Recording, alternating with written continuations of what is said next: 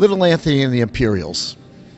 Out of Brooklyn, but they made the world their stage. This is one of the classiest, most iconic American music shows ever. With me, Little Anthony. Now, you weren't born Little Anthony. That's not on your birth certificate. Does this say Little Anthony? No, now, who gave you that name? My mother didn't have that sense of humor. I don't think so. No. That's Alan Freed thing. Alan Freed was called the father of rock and roll in those days. He coined the phrase rock and roll and many other things. And legend says that there are all kinds of stories about that, but they basically are the same. Is that a promoter came in with the record and played it for Alan, and Alan said, "Geez, that girl can sing." And the guy says, "It's not a girl, it's a guy." He said, "What's his name?" "Anthony Gordine." He started calling me Little Anthony. Now, you've hung around some of the legendary disc jockeys, too. Yeah. I mean, these people didn't just play your music, but they loved you. In Philadelphia, I'm from Philly. You played the Uptown. How about Jimmy Bishop and all those guys? Jimmy Bishop, High Lid, who else? Jerry Blavitt.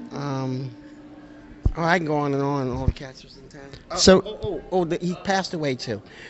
Lest I should not remember. One of the first things that goes is... Well, we had Joe Niagara. Joe Niagara was also up there. And, of course, there was the guy with the goods, Georgie Woods. Georgie Woods. Thank you. Somebody helped me out. Yeah, Georgie Woods. He really was really the guy that... He did something that was quite unusual. Usually in the recording business in those days, if you crossed over from R&B to pop. No, we crossed over from pop to R&B. But Georgie Woods had a great deal to do with that. Now, sure, we grew up listening to the music of the Moonglows, Me too. the Flamingos. You know what I'm talking about. Yeah, baby. So now, you started back then, but what you did was you went out and you got like Teddy Randazzo and Don Costa and took that music into the ionosphere. I didn't go find them guys. They found me, and I didn't start with the Moonglows. I just got out of elementary school, so they go back to like 53, 54. I didn't really get into the business until about 56.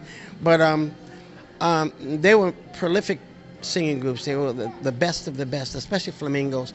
I was influenced by the Flamingos more than anybody when they did a song called Golden Teardrops, which I'm going to re-record in the near future. I was talking to Mr. Terry Stewart at the Hall of Fame, Rock and Roll Hall of Fame. He said, "You know, that's a great idea." And I'm going to do that. Because there are many people that influenced me, especially in the jazz area.